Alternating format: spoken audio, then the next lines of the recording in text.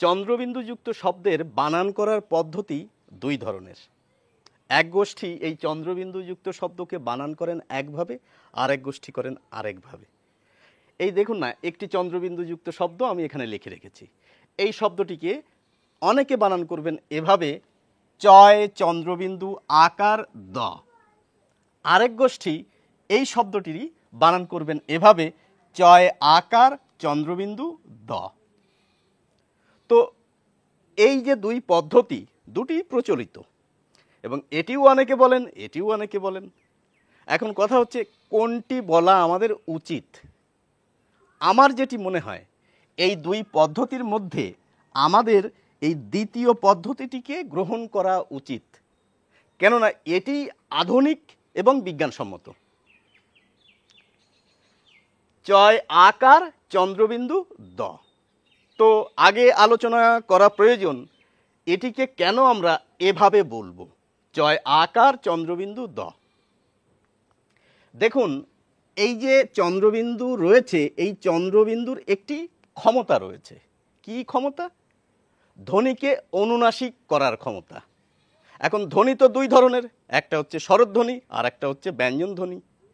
তো এই চন্দ্রবিন্দু কাকে অনুনাসিক করে? খুব মজার ব্যাপার, এবং এটি প্রতিটি ব্যাকরণ বইতেই লেখা থাকে। এই চন্দ্রবিন্দু একমাত্র স্বরধ্বনিকে অনুনাসিক করে, ব্যঞ্জন ধ্বনিকে নয়। তো আমরা যদি লক্ষ্য করি, এই চয় আকার আর দ এর ভিতর চন্দ্রবিন্দু রয়েছে, এবং এখানে চন্দ্রবিন্দু কোন স্বরধ্বনিকে অনুনাসিক করছে? আমরা কিন্তু পরিষ্কার এই বানানটি দেখলেই বুঝতে পারছি, এখানে চয়ের সঙ্গে যে আ রয়েছে, আকার রয়েছে, অর্থাৎ আ ধ্বনি রয়েছে, সেই ধ্বনিকেই কিন্তু এই চন্দ্রবিন্দু অনুনাসিক করছে আ। তার সঙ্গে যুক্ত হচ্ছে চ, হয়ে যাচ্ছে চা। তার সঙ্গে যুক্ত হচ্ছে দ, হয়ে যাচ্ছে চাঁদ। অর্থাৎ আমরা যদি এভাবে বানান করি, তাহলে বর্ণ বিশ্লেষণ করতেও অনেকটা সুবিধা হবে। তাহলে প্রশ্ন হচ্ছে, তাহলে এভাবে কেন বানান করা হয়? আমার মতে এই যে প্রথম যে বানান করার পদ্ধতি, এটি কিন্তু চলে আসছে সেই প্রাচীনকাল থেকে। এটি অনেকটা আধুনিক এবং শিক্ষিত জনেরা এই দ্বিতীয়ভাবে বলে থাকেন। কিন্তু এই পদ্ধতিটি সেই প্রাচীনকাল থেকে চলে আসছে, এবং আমি নিজেও কিন্তু এই শব্দটির বানান করে থাকি চয় চন্দ্রবিন্দু আকার দ। তো এখন কথা হচ্ছে, আমি এভাবে কেন বলি? আমি এবার থেকে এই দ্বিতীয়ভাবে বলার চেষ্টা করব, কিন্তু আমি এভাবে কেন বলি তার পিছনে আদৌ কোনো যুক্তি আছে কিনা সেটা খোঁজার চেষ্টা করছি এবার। দেখুন, আমি তো এইভাবে বানান করার পদ্ধতিটি নিজে নিজে আবিষ্কার করিনি। আমি আমার মা বাবা, আমার শিক্ষক, আমার গুরুজনের কাছ থেকে কিন্তু আমি এভাবে বানান করার পদ্ধতি শিখেছি এবং আমি সেভাবে বানান করছি। এখন আমার গুরুজন বা পিতামাতা বা শিক্ষকেরা যেটা শেখাবেন সেটা যে নির্ভুল হবে তার তো কোনো মানে নেই। তিনিও ওইভাবেই শিখেছেন, সুতরাং চলে আসছে, এইভাবে বানান করার পদ্ধতিটি চলে আসছে। এটি হচ্ছে একটি কারণ। এখন ব্যাপারটি হচ্ছে আরও অন্যান্য কারণও থাকতে পারে। দেখুন, এই চন্দ্রবিন্দুটা রয়েছে উপরে। আমাদের বানান করার যে পদ্ধতিটা প্রচলিত সেটি কি বলুন তো? বাঁ দিক থেকে ডান দিকে, আর কি উপর থেকে নিচে।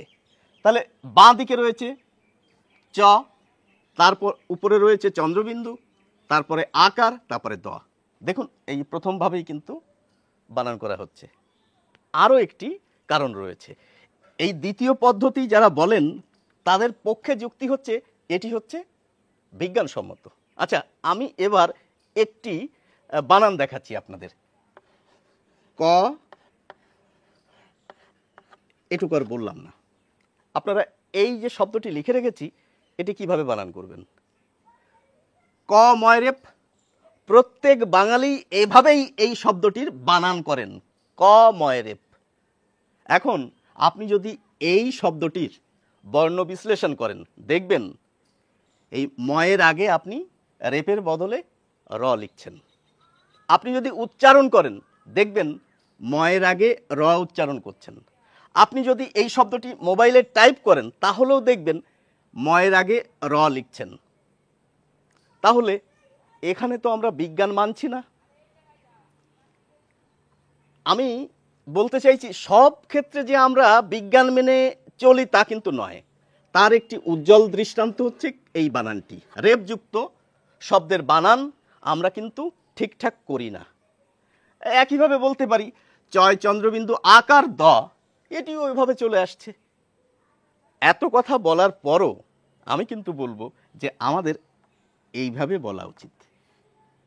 এখন একটি কথা হচ্ছে, অনেকে একটি উদাহরণ তুলতেই পারেন যে এই গ এর উপরে রয়েছে চন্দ্রবিন্দু, এই গ এর উপরে যে চন্দ্রবিন্দু দিয়ে এই শব্দটি গঠিত হয়েছে, এখানে তো কোনো কার চিহ্ন নেই, আকার নেই, হ্রস্ব উকার নেই, দীর্ঘ উকার নেই। তাহলে এখানে কোন স্বরকে অনুনাসিক করছে? এখানেও একটি স্বর রয়েছে। এটিকে যদি বর্ণ বিশ্লেষণ করেন তাহলে পাবেন গ এর সঙ্গে একটি অ রয়েছে। সেই অকে এই চন্দ্রবিন্দু অনুনাসিক করে দিচ্ছে গ, গদ। আমার মতে একটি জটিল বিষয়কে খুব সংক্ষেপে আলোচনা করার চেষ্টা করলাম। বিষয়টি আপনাদের কাছে পরিষ্কার হয়েছে কিনা একটু জানাবেন। সকলকে অসংখ্য ধন্যবাদ।